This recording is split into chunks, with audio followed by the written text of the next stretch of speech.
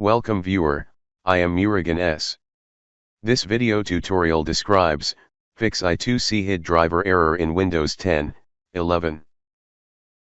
First method is update I2C, HID driver.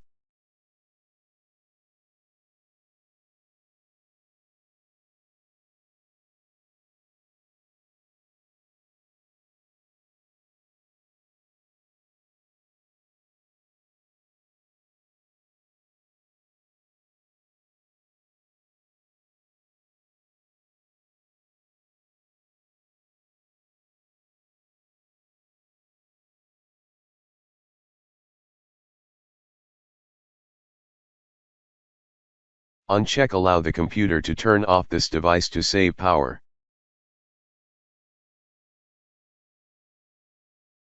Second method is uninstall I2C HID driver.